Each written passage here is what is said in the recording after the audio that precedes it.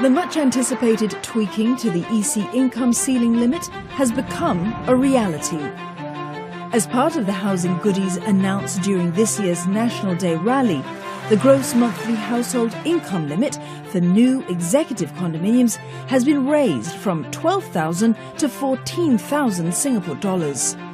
This new ruling took effect last August 24th.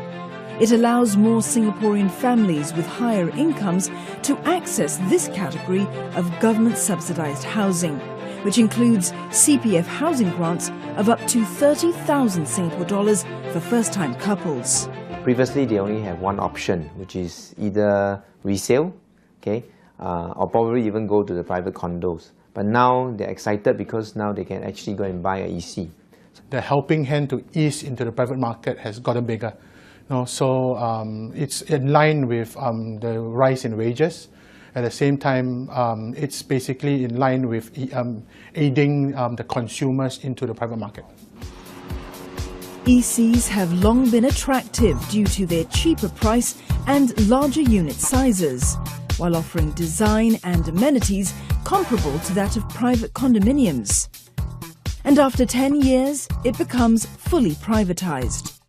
However, buyers of newly launched ECs face a mortgage servicing ratio, or MSR, capped at 30% of their gross monthly income.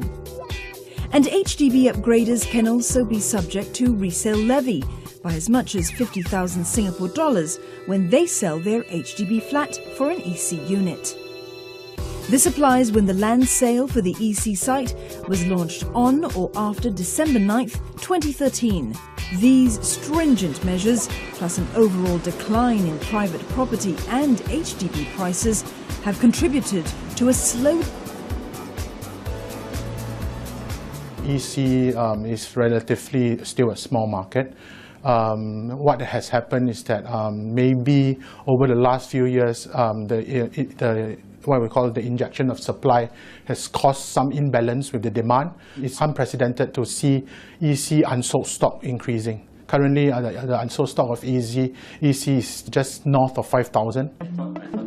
According to property agency PropNext, older EC inventories will be more appealing to buyers due to the resale levy exemptions. Now for those with the resale levy, the developers are also very cautious because they have to factor in this resale levy and price it right so that the buyers don't seem like they are paying extra.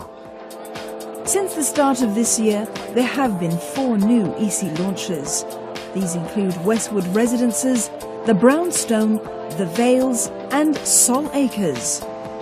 I am looking at about probably a 30% increase in terms of the visitors. And there are also people who actually put in their application immediately after the announcement. In fact, we have a case, they actually put in the application past midnight on the very day itself. While it's too early to see a spike in EC take-up following the announcement, PropNext expects as much as 20% increase in EC applications moving forward. And this is likely to benefit upcoming launches such as Park Life, Signature at Yishun and The Criterion, which comprise a total of over 1,600 units. And as more buyers turn their attention to ECs, mass market condo sales could be affected. I don't see a drastic impact on them. Reason being, I think it is 2 different products. An EC is subject to HDB's regulations. There are prerequisites. Whereas for private condos, you don't need prerequisites. I think the biggest challenge is the TDSR and the ABSD.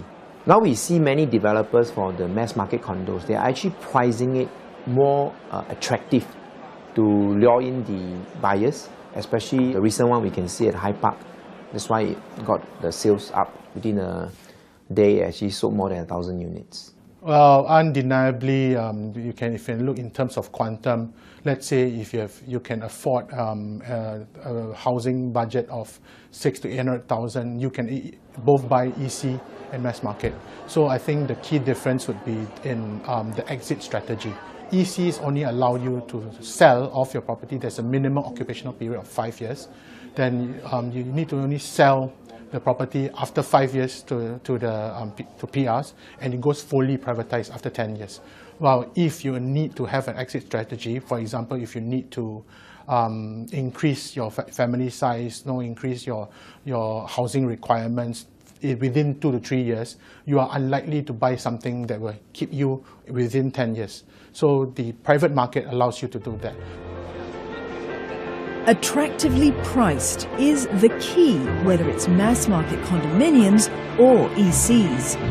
Quality and amenities also play a big part in buyers' decisions, according to our property experts. And in the near future, there will be greater demand for ECs that are situated closer to MRT stations.